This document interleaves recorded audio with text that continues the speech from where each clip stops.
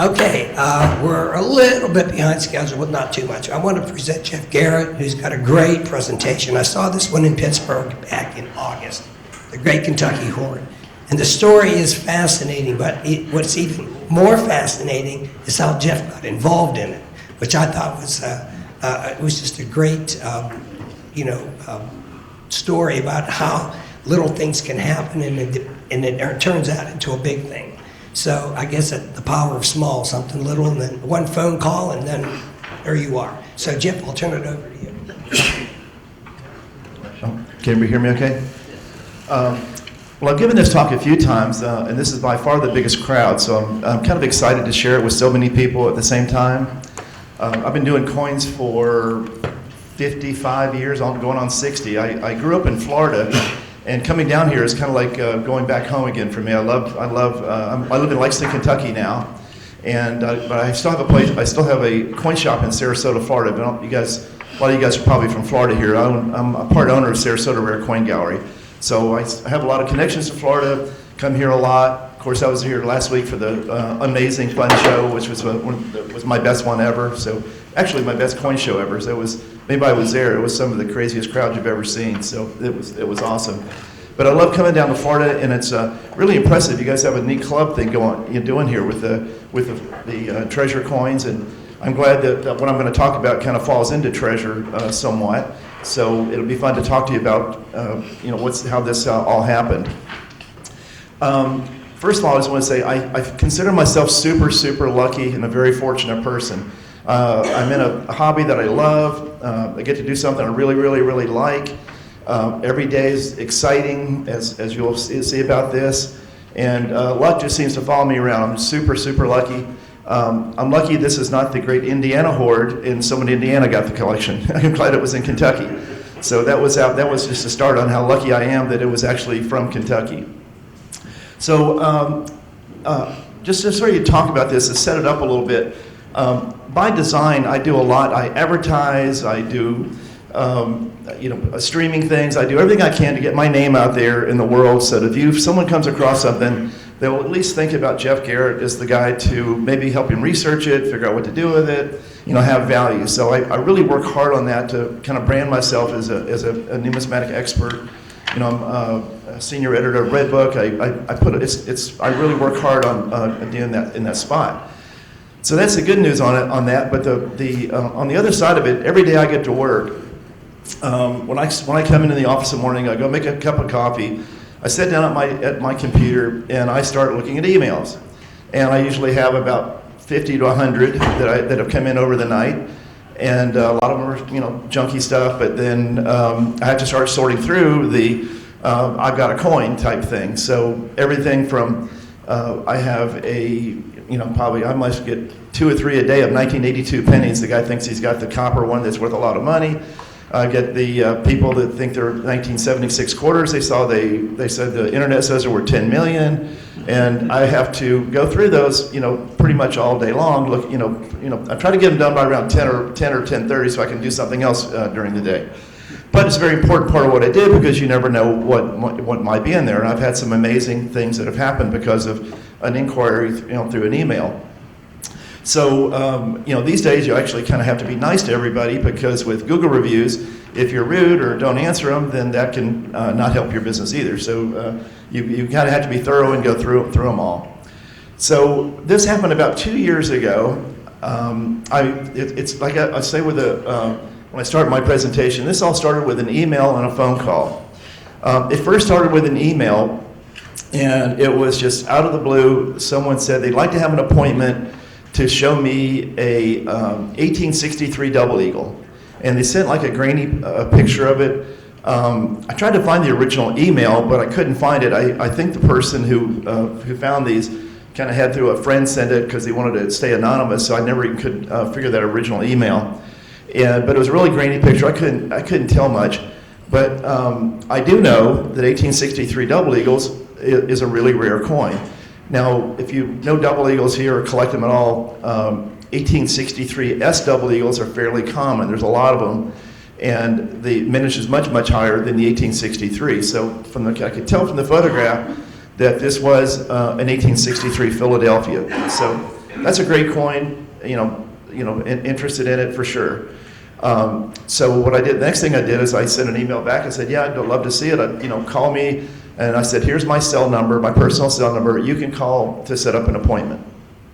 So a day or two later goes by, and I get a phone call, and the person on the phone says he'd like to come in, but he cannot come during the week because he works, and he needs to meet me on a Saturday.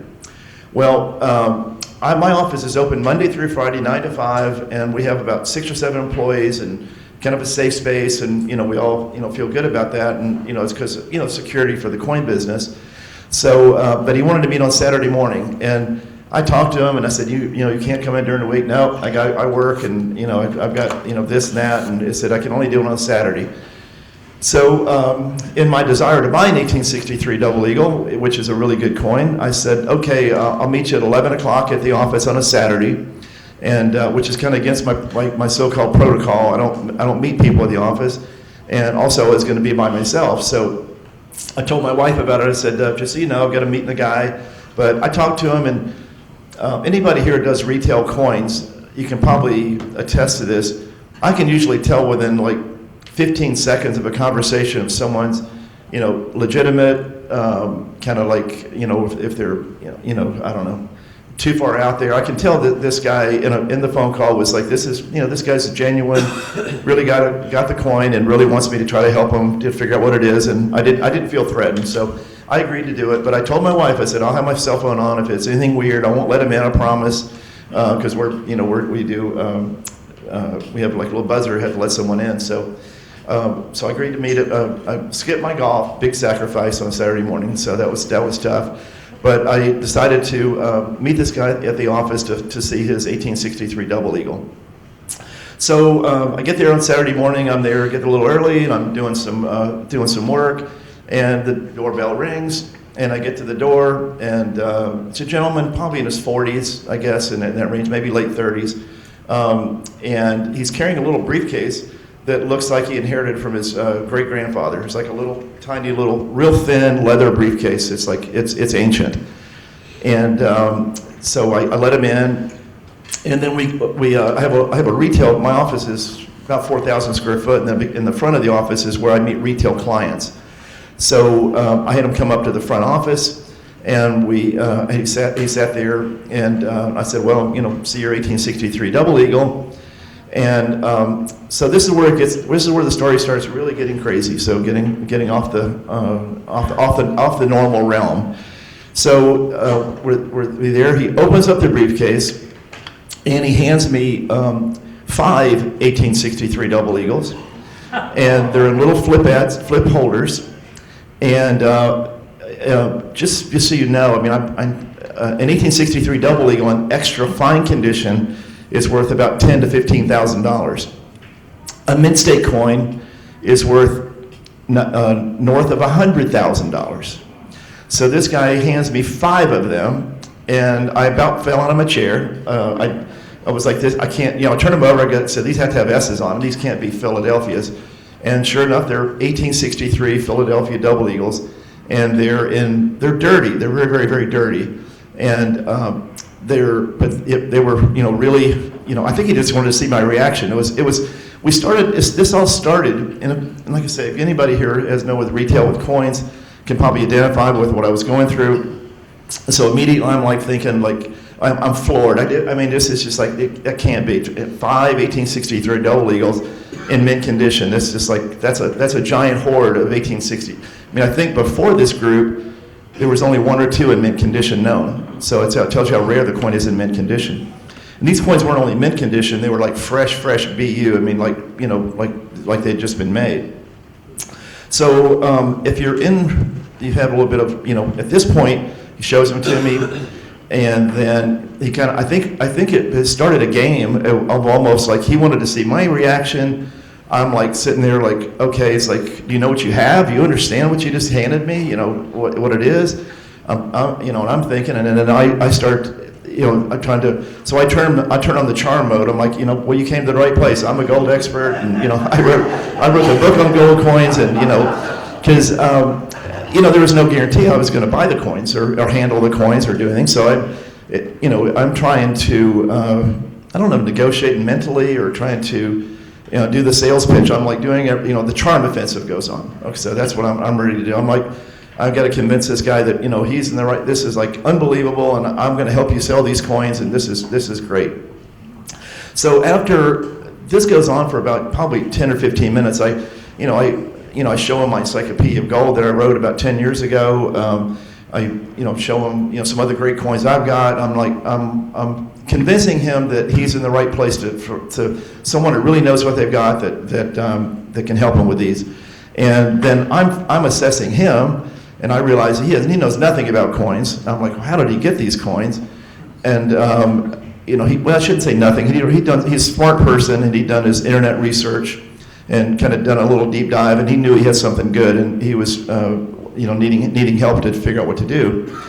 So after, I would say, I'm going back on it, seemed like 10 or 15 or 20 minutes of discussing and convincing him that I can help you with the coins, then I would say it was time for the big reveal. So he knew at that point he could trust me, and we were going to, he was going to let me know what really happened. And the big reveal was he didn't have 5 1863 double eagles. He had 18 of them. And he only had the 5 with him. He had 18 of them.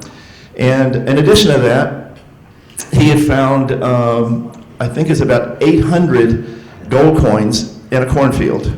And he in the farm, on a cornfield, literally in a cornfield in Kentucky. And the last dated coin was 1863, which was these double eagles. And so then I had to pretty much, get myself off the floor, to try to, compose myself, that this is like, it's like having someone walk in with, sort of the King Tut's treasure of coins, one of the neatest things ever come my way.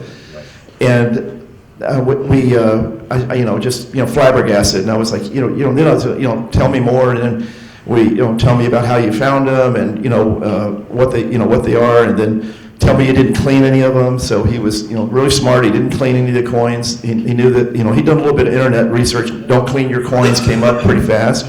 So luckily he did not clean them.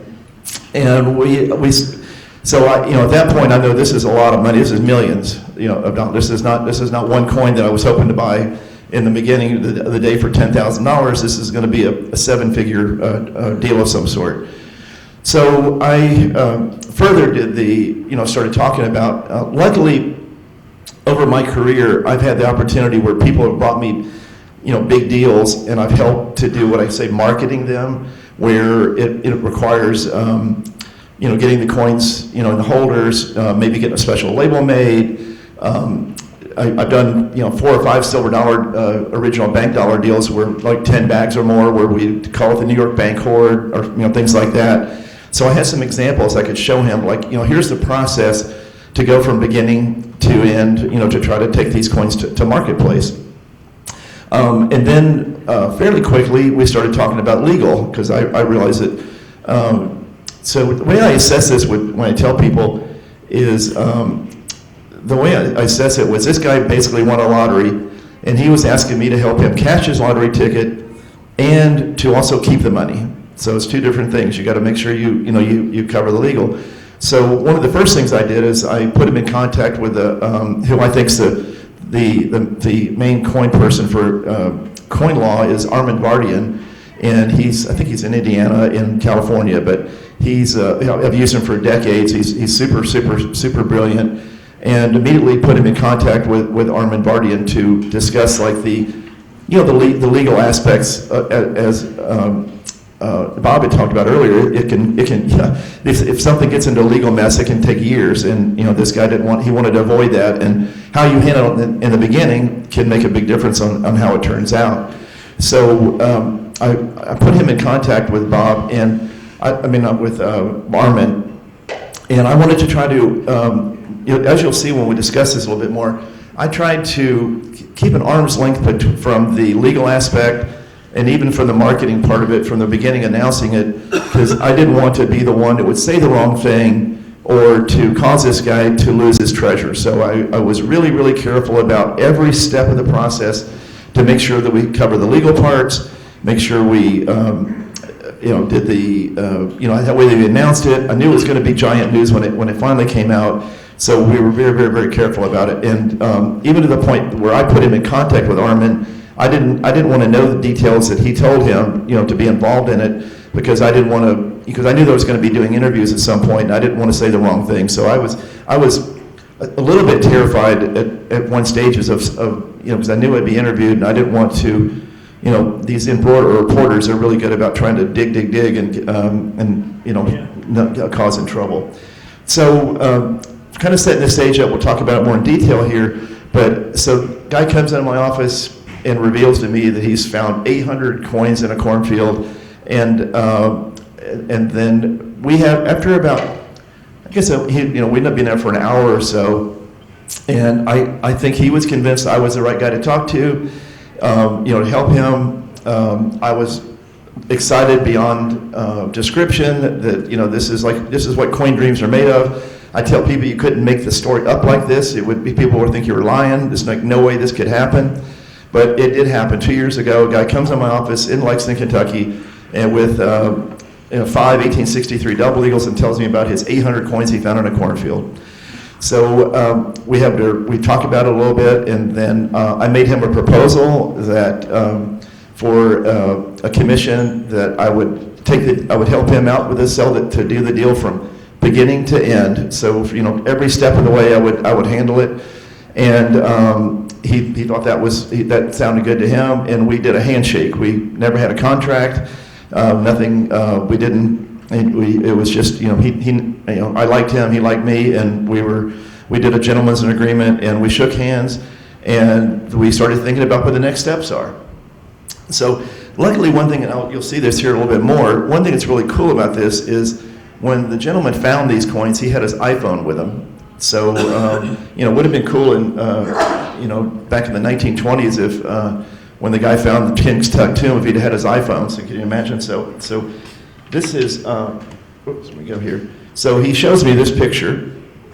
There's a picture of the coins. I guess it's what, in situ, is that what you call it? Yep. This is what it looks like when he in the cornfield. There's the coins, dirty, raw, just like with a little layer of dirt scattered away from him, sitting in a cornfield in Kentucky. So that's a pretty cool picture, if you ask me. So you can see there's like little coins, big coins, and a lot of different things there. So we started thinking about next steps on this process. Yes? Was it his cornfield or somebody else's cornfield? I didn't understand what? Was it his cornfield? I'll talk about that a little bit more here. We'll get to that.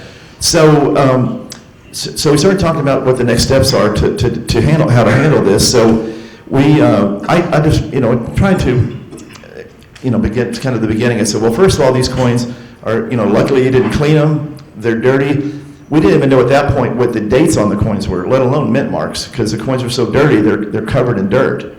And he had rinsed off the 1863 20s were in the best condition because they had been freshly minted. And so I told him, I said, what we need to do is we need to take him to NGC. I have a relationship with NGC because my son used to work there. It's in Sarasota, Florida, where I have a coin shop there, and I'm very close friends with everyone that works there. And I do, most of my things that I do with Hoard things, I do with them. So I said, what we need to do is we need to fly down to Sarasota, and we need to work out with Sarasota to negotiate to have them do conservation on the coins, to have them be professionally conserved, and then we'll have them graded, and then I will work with NGC to create a special label. And after much thought, I came up with the brilliant name, the Great Kentucky Gold Hoard. So that was a created name that we bid. In the case up here, you'll get to see they sent me like 7 or 8 different options what the label could look like, and what we picked one. So just kind of the creative process is up there a little bit. So we decided to go to Sarasota, Florida, and then I think we did he had to check a schedule and things, and he wanted his wife to go with him. So we made an appointment for about 2-3 weeks going forward. And he came back to Lexington about 2 or 3 weeks later. We decided to rendezvous at the office and then fly from Lexington to Sarasota. And he bought his, when he came back, it was the first time I got to see. So that couple, 3 weeks later is when I first got to see the all 800 coins. And he put the coins on individual little 2x2 flips. The coins were still dirty. You couldn't see all the, you could see out some of the dates and see. And what was interesting about this, and we'll talk more about it with the composition of the hoard, there ended up being about 25 or 30 double eagles, which were 1863, but there were like 650 gold dollars. So really interesting, there were so many of one denomination. It was gold dollars is what it primarily was composed of. All those 800 coins fit in his, great-grandfather's little briefcase. So it was a little tiny little briefcase. And he came in, we looked at him, had fun, kind of like, I was having, just, you can't imagine how much fun it was to be sitting there looking at like the, one of the coolest, most undiscovered things that had ever been discovered, going through them. And so, trying to contain my excitement. And then we had a flight to Sarasota. We flew from Lexington to Atlanta on to Sarasota. I carried the briefcase because I'm fully insured, so I have insurance to cover him. So once he had no insurance, so, once he got to Lexington, that was another part of the process. He wanted to be protective in case anything happened. So I'm fully insured. So I took possessions of the coin, wrote him like a little receipt for him, and from then on, it was my game to take care of what we were going to do. So we get down to Sarasota, Florida. We fly in, and Mark Salzberg's there when he was still there.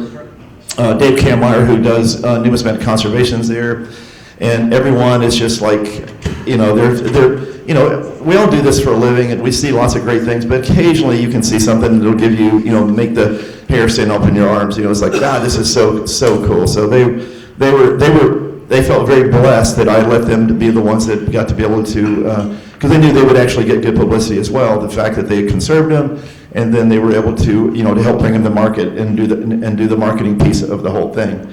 So when we got to Sarasota, let me see what picture I've got next. Yep, here you go. So this is really, really cool. So I had the forethought, luckily. I said, before you guys start conserving this deal, let's make sure we get a picture of the whole deal in its entirety while they're still dirty. And this will be, because I'm already start thinking of the marketing aspect. We got to get people excited about this as if they wouldn't get excited. So we had them laid out, and we took a really fantastic picture. So that's you can see all the dirty coins. There were about 30 or 40 silver coins in the hoard. Interestingly, there were some world coins, probably about 10 or 15 world coins. The oldest was a 1780s 1 real with a hole in it. So that was actually circulating in 1863 in Kentucky. I think that's pretty fascinating. And there were no world gold coins. So it was all U.S. gold coins, no world at that time. I'm going to maybe jump around a little bit, talk about the history a little bit. So in 1864, there was this is really extraordinary. It was $1,200 face value in gold, and a little bit of silver. So in 1864, there was almost no hard money actually circulating in the United States. It was, there was paper money that was being devalued. Confederate currency was almost worthless probably by 1864, 1863, in that time period. So this is really unusual to have that much, because there wasn't that much hard money. I've read some articles by Dave Bowers, who's examined the monetary history of that time period, and all the time he talks about there's almost no circulating, money. Another thing interesting about the hoard too. I kept one of the coins. There's an 1862 S double eagle. So that coin was minted in San Francisco, made its way all the way to somewhere on the East Coast, and it ended up in a cornfield in Kentucky in 1863. So that's pretty funny. That coin traveled so far, so quickly, and it had a little bit of circulation on it. It was kind of, as Bob says, these are like time capsules of what was really going on at the time period when these coins were buried. Yes. Oh yeah, take any pictures you want, anything you want, and If anybody wants me to email them anything this later, I'm happy to, I'll leave my card out or give my contact. I'm happy to help you out with that. So you're welcome to take pictures of it and share with anybody. If you need a picture, the smaller screens, I think, are more illuminated. Yeah. Yeah, and also I've got a hard copy up here in the case. When you look at the coins later, you can see that as well, so you can get it. Better. I didn't even see those. Are those big ones at the bottom? Those are double eagle. Oh, those are 1863s. Some of the 1863s. So they were doing them. So this is a picture of the non-gold coins that were in it. We took one group shot, and you can see they're kind of been buried. So these coins are, if they weren't from a hoard of some sort, they'd be nearly worthless because they're corroded. They're not very good. They're barely make them out. Heavily worn, a couple of them. And like I said, I thought it was very fascinating. There was actually a 1780s silver Spanish coin that had been circulating at that time point. So that was and also the finder kept all of these coins. They did not sell any of the silver coins. So all the silver coins are still with the person who found them.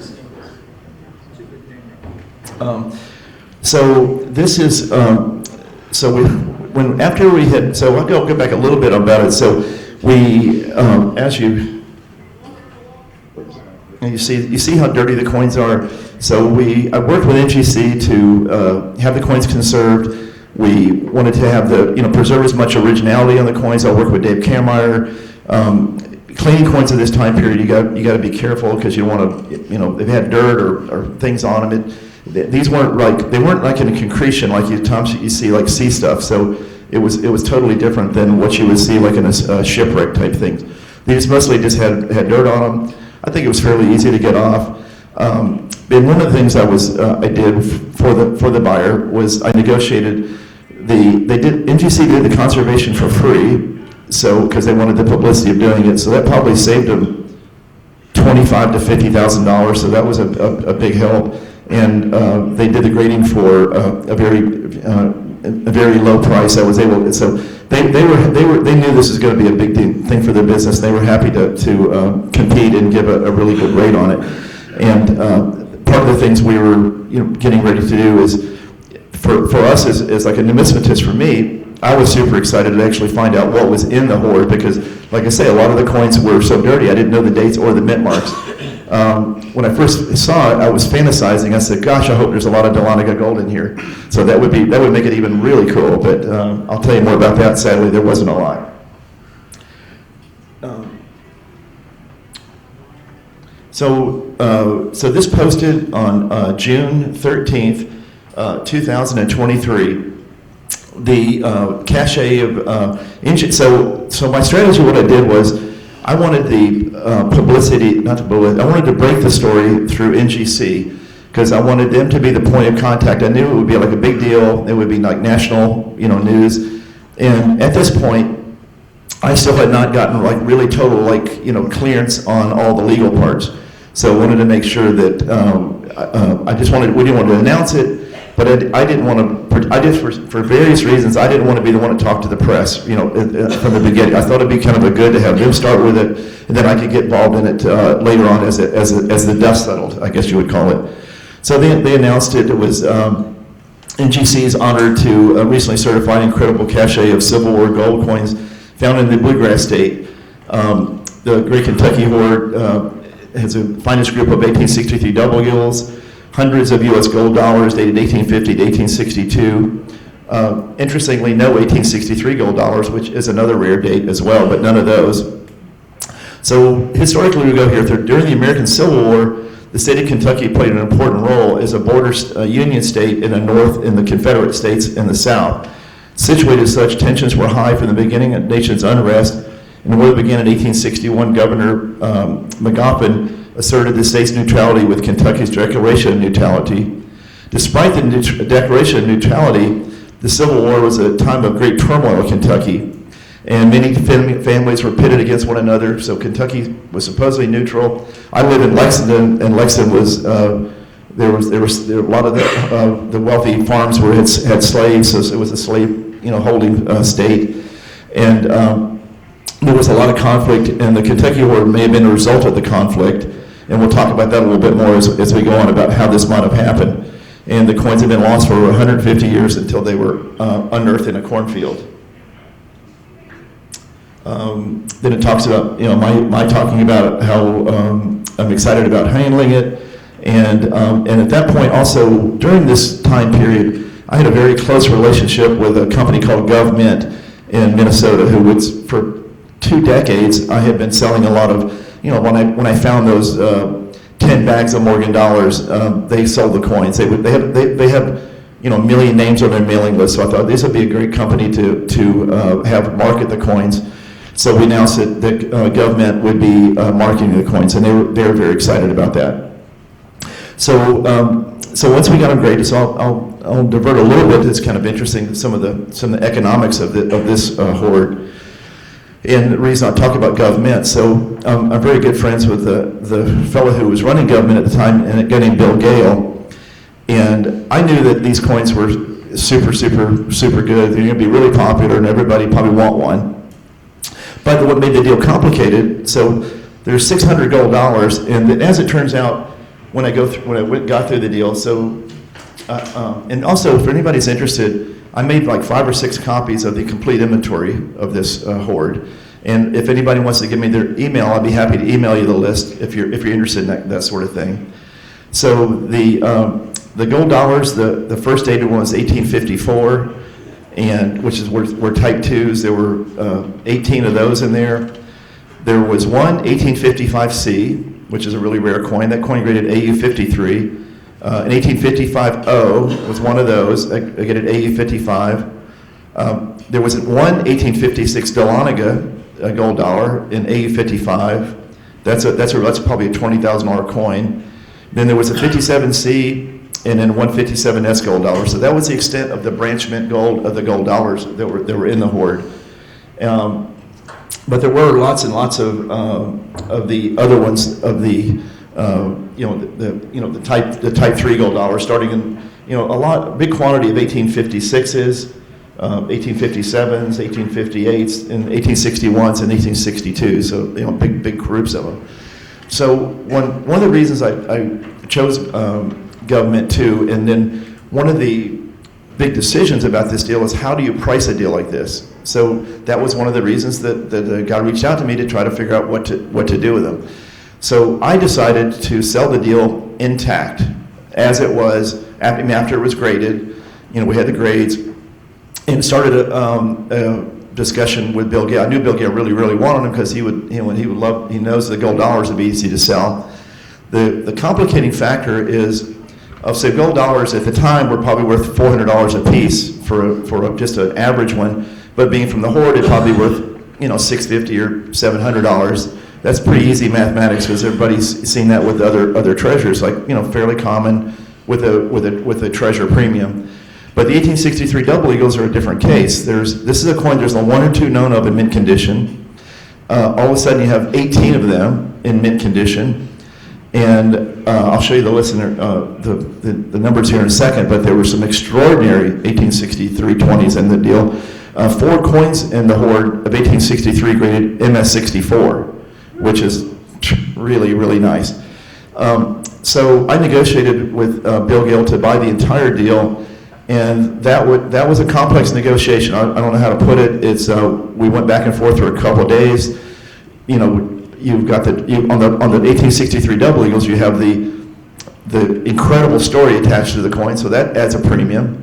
But then again, you've got a coin there's 18 of that was previously 2 known of. So we all know about supply and demand, and luckily they're double eagles, lots of demand. So we went back and forth, and after negotiations, I could have easily sold the gold dollars myself. One here, I get people begging me for them, even today.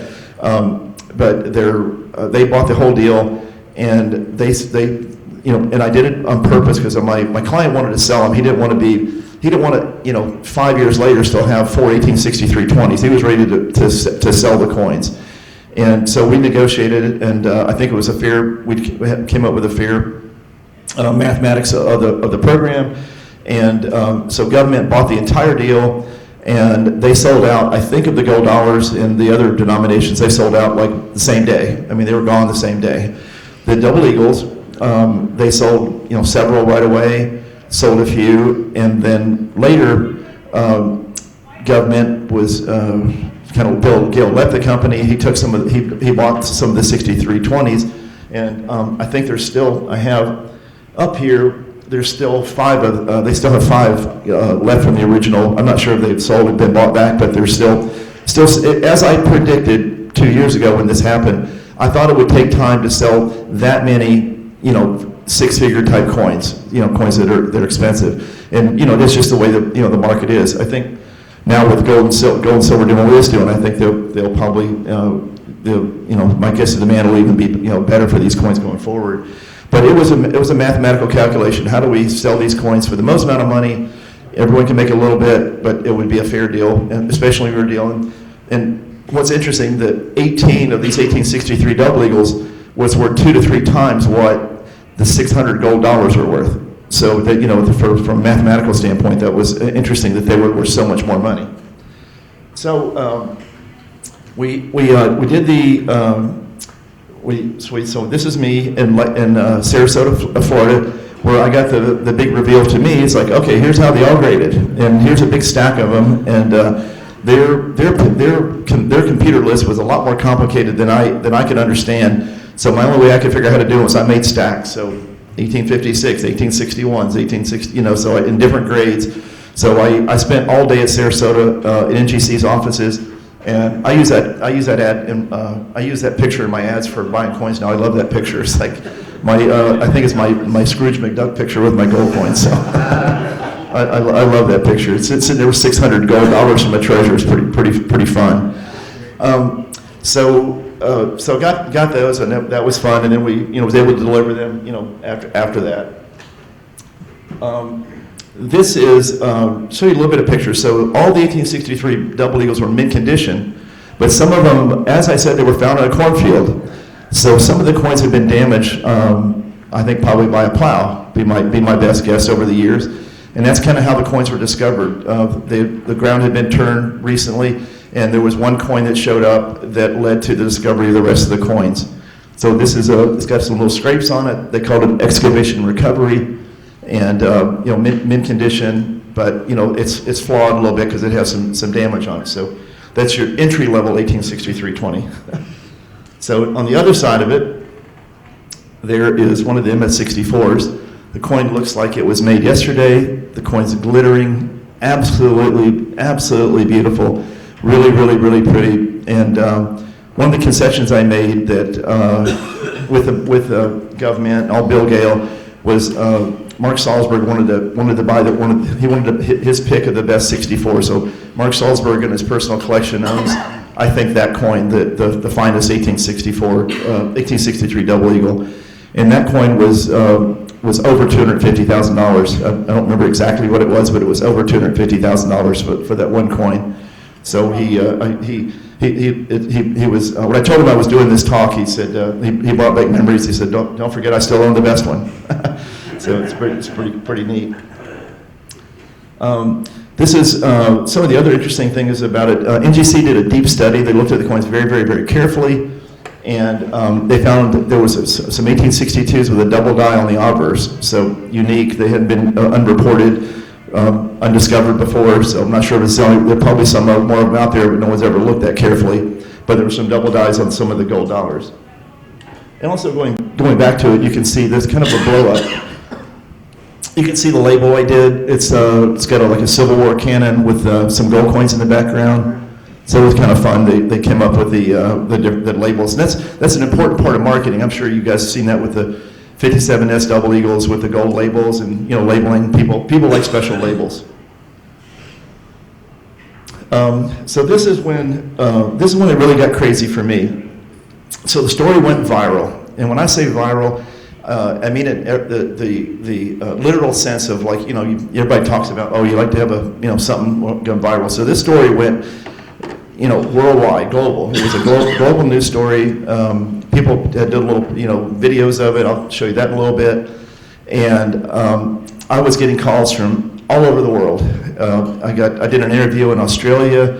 So by this point, the dust had settled for about a month.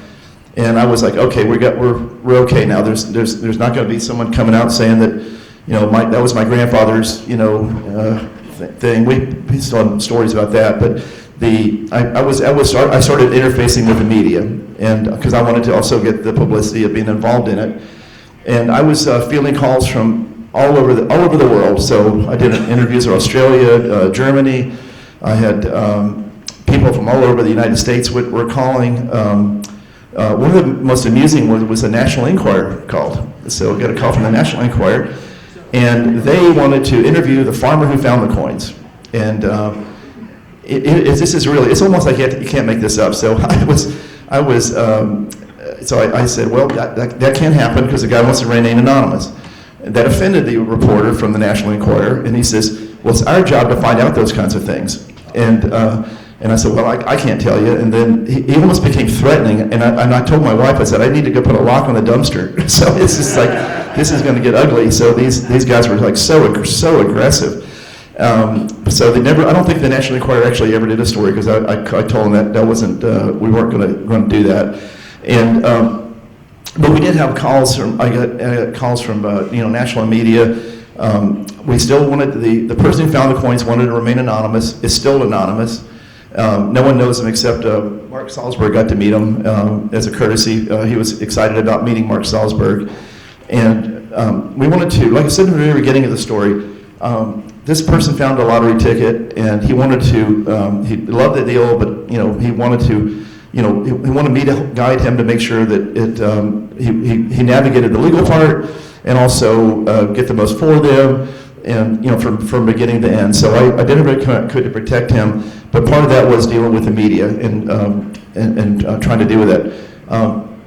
Over the next year, I would slowly get interesting calls. I got a call from Atlanta from a media company who wanted to do a mini-series about the Great Kentucky Hoard.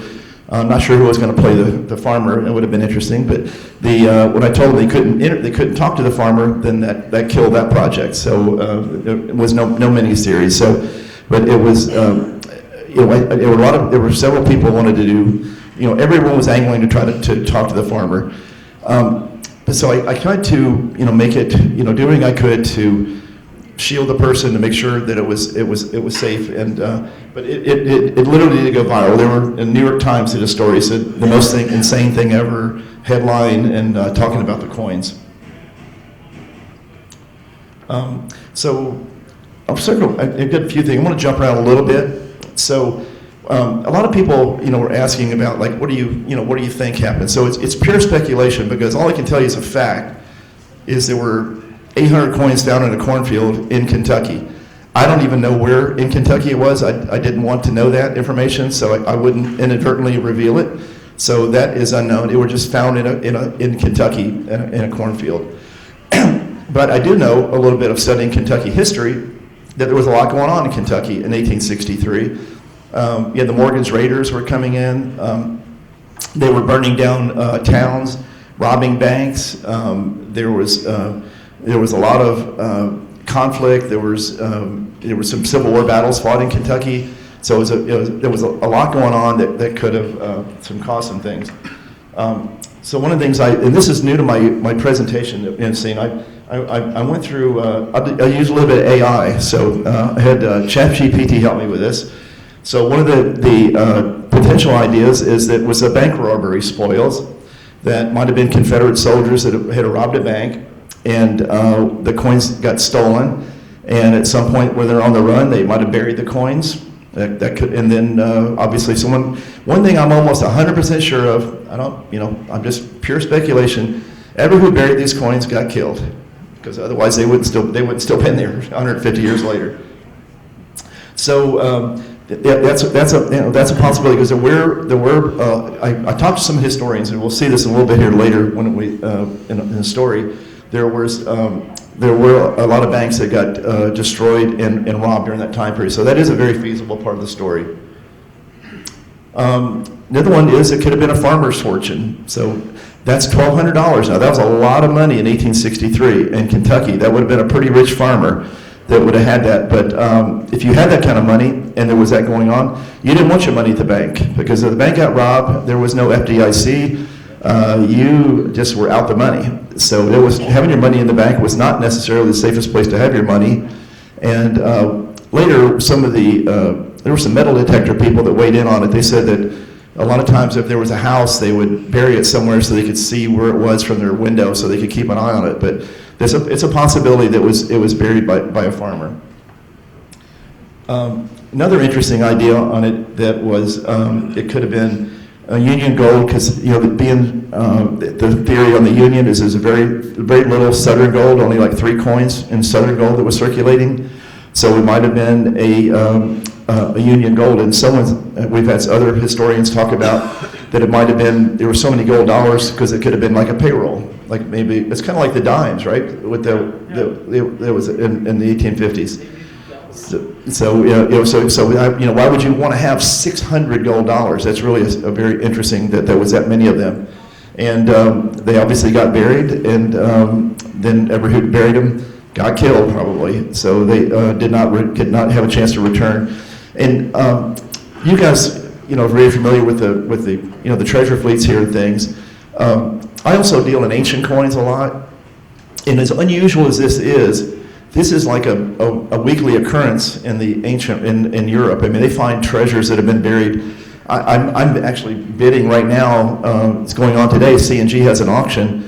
There's a jar with 5,000 Roman copper coins being auctioned by C&G today, and it comes with the jar, the clay jar that it was in. So I'll know when this speech is over if I was able to buy it or not.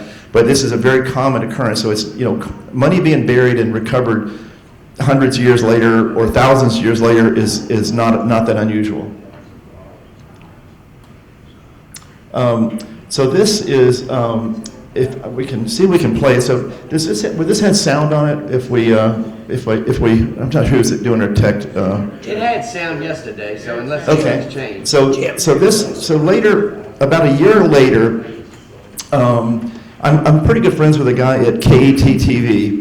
And I really had not wanted anybody to do a story, but there was a friend of mine who works at KET TV, and I really recommend I'm going to show you a clip from his interview he did with me and the story about the Great Kentucky Hoard. They did like I think it's a half an hour special about it. It might have been 2 parts. But if you can see it online, it's Kentucky Education Television, and you can read it. But I really recommend you would enjoy watching it. He did a really professional, great job, and I'm going to show you a clip on it. So this is one of the greatest videos of all. I've been doing coins my entire life. This is one of the coolest things I've ever seen. The guy had his iPhone with him when he found them, and you can see him digging the coins out with his fingers out of the dirt. So this is pretty neat. So let me see how this works. Yeah, here we go. I hope the sound works for you. Let me look here. Didn't seem to be, I hit the play button, it didn't seem to come on. Take a look at it. Maybe it might take time, or that's one I didn't check was this little video. Video on a thumb drive, is that what we're doing? Yeah, should we put it on the If that doesn't work, try to click on the video itself. There's a finger when you go over the video. No? Yeah, that's what because we had to mount it to the desktop, played it in there, and it worked fine. Can you, I can talk a little bit more if you want to try to put that on there. Yes. I think it's that, yeah. So he'll try to get this, so there's an actual clip, I have it on my phone as well, in case this doesn't work, I could show it to you, so. Did you have a quick question? Yeah, I've just been wondering this the whole time. Was there any kind of container left? Well, I'll tell you about that a little bit. So one thing that's interesting, so of the Hoard, he kept the coin. There's one coin, an 1863 S double eagle, that had the clear imprints of a canvas sack. It would have kind of like it embedded onto the coin. When we had the coins conserved, we did not take that off.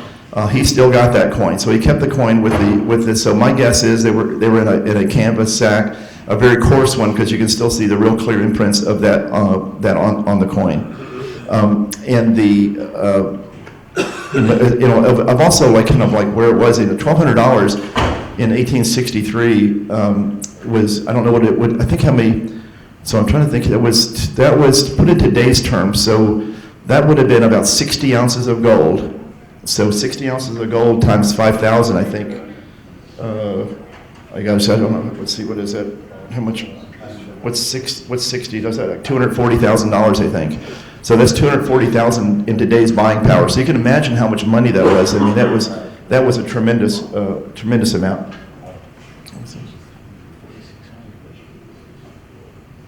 We're gonna try to, so. Did the farmer try to research the title of the property going back to that time? Well, that got into the legal part. So I did not, so he was asking to the farmer, I'll do a little question and answer while he's working on the video. So the farmer who found him, he dealt with Armand Vardian, the attorney, and they worked out that out. And it was determined he had clear title to him, because the government wouldn't buy the deal for $2 million, $2.5 million, whatever it was, without legal judgment from Armand Varney that he had legal title. So they worked out that themselves, and I don't really know how that all played out. So, but I do know that he had legal title to the property to do So it. he was the property owner. What's that? He was the property owner. Yeah, I believe so. Yeah, I believe so. Gone down to the county. Yeah, well, in America, that is, so, I know if you guys with your 1715 fleet, I think there's some complicated maritime laws, but in America, if you find something, like if you found on your land, your property, a can of gold coins like they did with the Saddle Ridge Hoard out in California, it's finders keepers. You don't have to give it to the government. You haven't got to give it to, there's no, museums don't have a claim to it. Like in Europe, if you found a bag of ancient Roman coins in Italy, they belong to the government. End of story. They take them, and that's it. Great Britain has one of the most fair rules, I think, is if you find something, then you have to turn it in immediately to the government. They look at it. They decide if it's historically important, if they want to keep it. If they do, they'll pay you for it. If they don't, then you give it back to you, and you can sell it. So that's good for that standpoint, is they can maintain the historical references of what was, why it was there. They bring an archaeologist to figure that kind of things out. But America's a little bit different. It's just you find it and you can sell it. And there was no metal detecting. This was his plow. Right, yeah. Well, I don't know all the details exactly because I didn't want to dig into it too much. But my think is once he found one coin, then they got a metal detector and searched the entire property. Yeah, the entire property. So I think there's no stone was unturned trying to find out if there were more coins. Can you tell us what age he was, at least when you found In his 40s, I think. Yeah. But so he didn't research who might have owned that property in 1863? Yeah, I think he's done that, but I have not. I don't know that information to be able to do that. So, and I don't want to know that because I don't want to be involved in the legal part. I would be real curious if there were any known bank robberies in 1863 somewhere in that. I actually asked AI that one day, and there were some that came up. I don't know how accurate it is, but it would be interesting to find out more about that. Did you have a question in the back there? Well, you said there was no government, the government didn't put any claim to it, but how about any tax liability? Oh, it would be, I don't know how that works as far as capital gains, but he told me later that the most painful part of the whole process was paying his taxes. So, yeah, that was tough. And also I told him, said, please don't buy a Ferrari with the money because you'll definitely, everyone who knows it, that'll reveal it pretty quickly. Hey, Jeff, I got a question. Okay. You said there were no $63. Yes, no 1863 gold dollars. Have you checked the mint records to see when they made those? Because they may not have made them until a particular date. And so you may know that therefore, Yeah. up to a particular point in 63, Yeah. there might have been a point at which... Yeah, that would be good to do. And, and I'm hoping maybe about maybe 5 years after this is all over, I'd like to do a deep dive and write either a book or an extensive article and really do some research and figure out, more about it. But we just, it's such a sensitive thing with as Bob can say, if something gets in a legal battle, I said even if somebody can call you up and they can be completely wrong, but if they engage you in a legal battle, then you'll spend hundreds of thousands of, if not more, in legal finding an unfair, unjust claim. So we just were really trying to be careful to avoid that happening to this person because I had seen by experience how much of that had happened to other people in the past. I just did not want that to happen to this fellow. So we were very, very careful. I got a question. So if you're buried gold like this with the expectation of finding it again. Technology Is there some sort of like tree stump or like an oak tree or? No, it was literally, as far as I understand, it was just out in the middle of a cornfield. Yeah, so if there had been a tree there 150 years ago, it was long gone. So just, when you think about it, it's a fairly concentrated area. It doesn't take that, it can be buried. And someone's asked me how deep it was. I think it was about a foot deep. It wasn't super deep. So thinking I had that much money, I'd have dug it a little deeper, but it was no telling the circumstances. It might have been a quick, could have been a real robbery, and they were just hiding the coins. So, anybody else got any questions on working? There are several metal detector manufacturers that make what's called a 2-box unit. Mhm. I have a DS2, and it has what's called a Stream Hunter. I wonder if maybe he's gone back and see if there's any a little bit deeper, because most metal detectors, Yeah.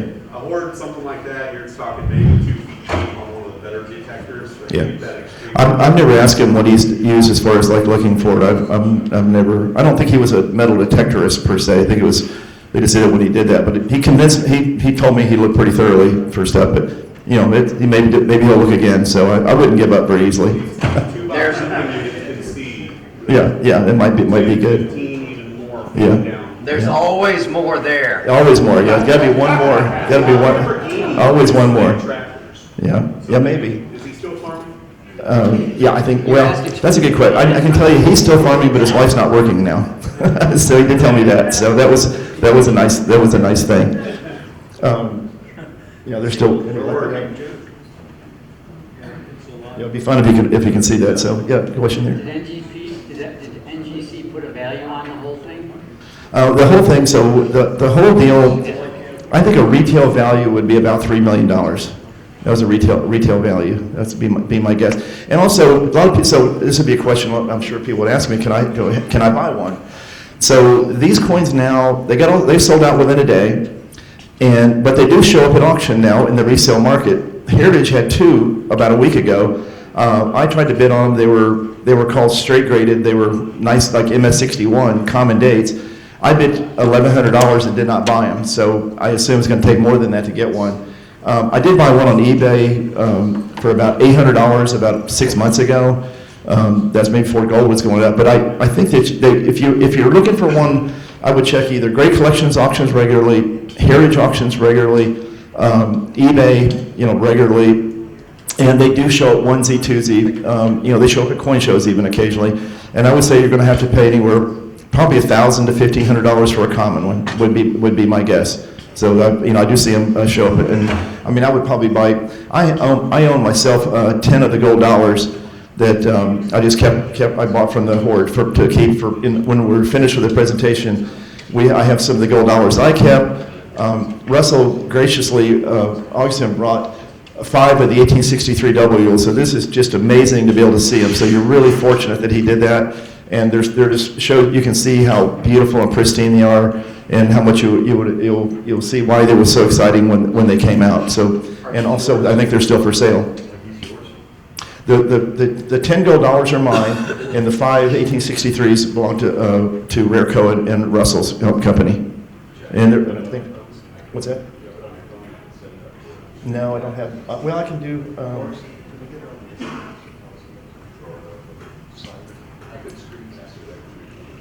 Yeah, but I don't have a vid. Can you do it without sound? Okay, I can give it. I can give it to you. It's good. Because the.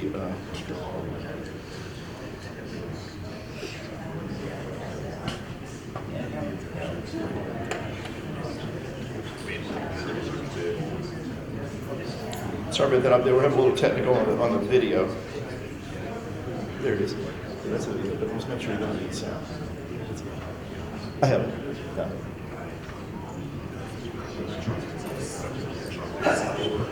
Okay, so he's gonna show, I have the video on my phone of when he sent it to me when he found the coins. Unfortunately, you're gonna have to see the video without sound. If you privately wanna see the video with sound, it's pretty amusing. There's a lot of like, oh my God, so in the video. So it's a little bit profanity laced, but it's if you can imagine his excitement when he found the coins. Jeff, what was the highest rate on the 1863 coin? MS64. MS64, 4 coins graded MS64. And Mark Salzberg kept the best one, supposedly. It's probably in a 65 holder now since he kept it. Just want to let you know the Roman coin hoard went for $110,000. The what did? Roman coin hoard, CNG, went for $110,000. Okay. What is the highest grade possible? That's the highest grade, yeah. So that is the highest. Yeah, that's the, I think before this hoard, the highest grade, 1863 double eagle, there was 2 MS63s that, but they're totally different look than what these coins look like. These are just like that fresh, gem look. Hanson has a PC4 in his... What's that? Hanson has a PC4 in his registry set. Oh, he does? Okay. It doesn't compare to those. Okay, it's not nearly as nice, not as fresh and as beautiful as these. So, any other questions for? I'm going to have this little video. That didn't work either. Okay. Well, I have the video. If anybody wants to see it on my phone, it's really, really cute. It's the guy when he found them. It's he saved the video of it. He's digging the coins out of the dirt, and it's pretty amazing. So. Have your video to that account, and maybe from the email you can correct it. So maybe there might be something wrong with that file. I don't know. Can you open it up outside the house? I don't know how they do that, so they tried, their technical guys tried it, so I'll stay around, I don't need to leave for a little while, I'll stay around if anybody wants to see it, and I can show it to you if you want to see it, but and in summary, it was an amazing journey, and I do love sharing the story because it's not very often that something happens that's just like total, just a discovery that, changes the numismatic landscape of, Civil War gold. It makes everybody who's ever tried to look for something know there's things out there to be found. I heard metal detector sales went up a bunch after this was found, so it makes it definitely in Kentucky. And it was just a real pleasure to have had the be blessed to be able to see it. I do have about 4 or 5 copies up here of the entire inventory list by grade. So if anybody wants to see that, you can take one of those. Or if you want, you can either leave me your email address, and I'll be happy to email that to you too as well. And with that, is anybody else? Any other last questions? Assuming you're still in contact with him in case he finds any more. Yeah. I'm still. We're really good friends. So I helped change his life, so he's real happy. I'm just curious, was most of it found within that little hole? Yeah, it was mostly in that hole. Yep. Yeah, it didn't have a big debris field like we find something else. It was like boom right there. So he's doing them. So, okay. Well, I will. I'm sad you didn't get to see the video. If anyone wants to see it, I'll show it up here. If anyone wants to see it. And with that, I appreciate you guys having me, and I hope you enjoyed the talk.